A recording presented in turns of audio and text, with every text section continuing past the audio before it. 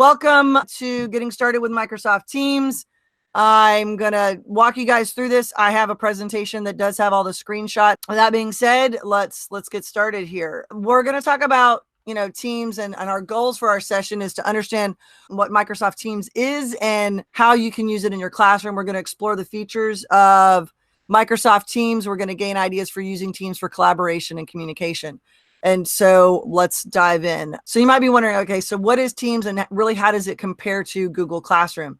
It's considered Microsoft's hub and kind of their comparative tool to using Google Classroom. You might be wondering, well, if I'm all in on Google Classroom, how will this work? Well, especially with this on distance learning right now, and we don't know, we just wrapped it up and we don't know what's going to happen in the fall. So we're just kind of trying to be proactive with providing you some tools, and this might be a tool you use in conjunction with Google Classroom, or you might decide to make the shift to Microsoft Teams as well.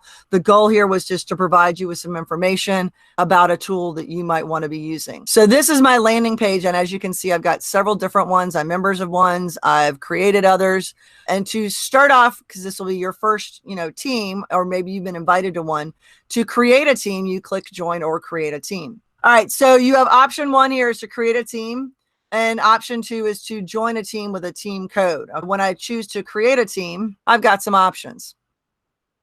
I would give my team a name. Well, I'm going to do this as my Grady demo. I'm going to give it a description. What you guys would do is you would create a team, whether it's for your PLC. So this is a great way for you to work collaboratively in your PLC, but this is also great for you to work with your students. So it might be your 1A, your 2A, or however you want to organize it, and you can create your teams. Call this one Grady Demo. And then the next thing it asks is, you want to add students or do you want to add teachers? This is important because if you start searching for adults and you've noticed, it's really kind of hard to notice there's a little purple line under students. When I switch it to teachers, it's there. That way it's pulling from that list in Active Directory. So you can search for your students and add them in manually, or we can generate a code that you can share out. That way you're not having to add everybody in. I can search for students, search for teachers, and add them. I can skip that part and I can just give out that code later because you have so many students. That's a pretty cool thing right there. So now I've got my demo created and I can customize it. And this is what it looks like. So when we have Google Classroom, you've got your stream and your classwork and your students. This is your all-in-one place right here. What's beneficial about this is the fact that students can work directly in Teams without leaving Teams and work in Microsoft Word. They can work in PowerPoint. They can work in Excel. So that way they don't have to leave this hub. I can add all sorts of class materials here. So just like you upload your syllabus and you want to put any reference materials, you want to have any videos that support your students' learning, you can do that. They do have a lot of help and training stuff. You'll notice right here, I've got posts, files, and I've got other channels here. Automatically inside of Microsoft Teams, it's going to create a class notebook. So if you're joining me for my class notebook session tomorrow, we'll do a deeper dive into that. But what's really cool is before you were creating a class notebook and you were having to add all your students. Well, once you create a team and have them join it, it will automatically create their section in a class notebook and it's aligned to that team. You can give out assignments. So you'll see I have my post section and my files. So what's great is now when I add any resources that I want my students to have access to, it's automatically going to put it in that files section. I have this conversation piece. So what's cool is this is the chat feature that's part of Teams. You can message the entire team or the entire class, or you can mention particular students and have ongoing conversations in small groups if you need to. So with that, I can actually format and write information. We can choose who all gets access to it, who all can reply. So I can have that. I just want to share a one-way conversation to students, or if you want them to have an ongoing conversation, using that with their name allows it to mention them. I can add any type of resource locally that's on my computer. I can attach a PDF. I can attach an image I want them to look at. To make this more engaging and the kids get a kick out of this, you can actually use emojis in your conversations. You can use GIFs. They're already filtered and appropriate for school, so you can search and add GIFs. You can also add stickers that are content specific as well, which is pretty cool to be able to bring in stickers. I mean, even adults like stickers. Yes, I'm always about the badge and the stickers. I saw a question come up about, can you link to your Google Drive files? Yes, you can, because you can use any hyperlink. Great question. So here's the part that's really cool for this distance learning piece. If we don't know what's going on and we are on a hybrid model, or we're still virtual learning when we get back to school, is the Skype feature of meeting is built in to Microsoft Teams. So you don't have to go to another link. You don't have to generate anything else. I could choose to meet now. It's going to ask me allow my camera. Yes, it's going to do that. And then it will say, do you want to meet now? Which means you could go live in the middle of your class time. And then you could say, all right, guys, we're going to go live. Or I can schedule that meeting for later. Okay. So I've got that option of meeting now or scheduling for later. So that's what's nice. Again, that's in that hub is right here, is I can go live immediately with the students. So if maybe a bunch of kids ask questions at the same time, is there a way to see what the students see if I'm sharing my screen? Yes, you can do that. It's just like Skype, where once you start the meeting, you can go in and do that. Great question. Some other options here are you can use the new feature that's called Praise. So you can give your students shout outs and accolades for great work, or just, being problem solvers or collaboration. When I sent out my request for PD suggestions, a lot of people were like, how do you build a sense of community inside of a virtual classroom? This praise feature, I think, definitely touches on that with that SEL, and being able to, shout out students and give them praise for their hard work virtually. So that's pretty cool. The stickers do the same purpose. So it's pretty cool. So I can send out those messages. That's directly there. What's cool is I have a general landing page where those posts are. I can also choose to make this be an announcement, and it's going to stand out just like it would be on the stream. I can also attach other alerts or information. So maybe I've got a YouTube video that I want students to watch in preparation for our live class. I can post that, or I can attach other apps. So here's my post. Here's my files section. So under my files section up here, I can add anything that I want by hitting that plus. So there was a question about, well, how can I link different things? Can I pull from other resources? I can search and add anything that I want to those tabs. They call those channels. At the top, they call them channels. Notice I can pull anything in here from my resources.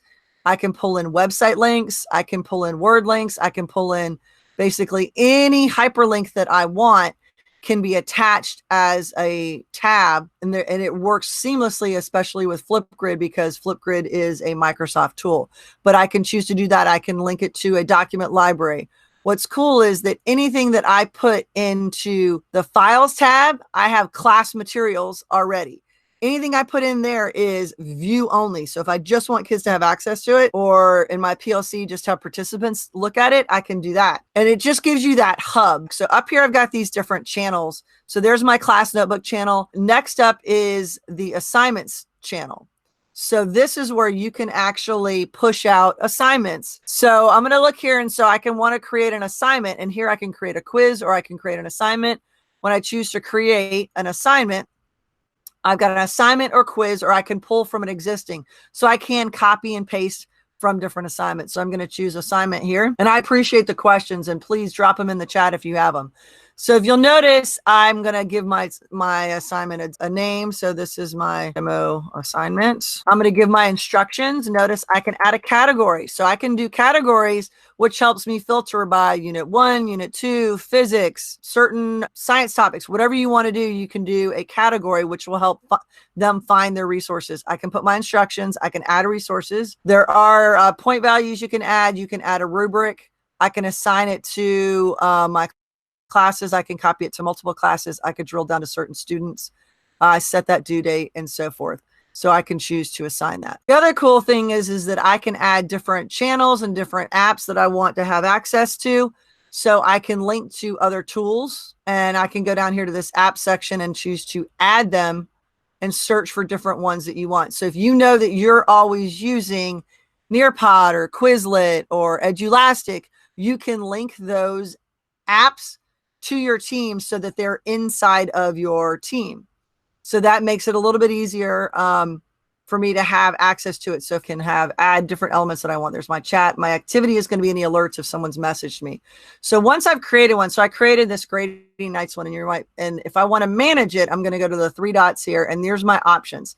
I can go and add more channels. So think of a channel as a section in your class, a hub of resources that you want to share.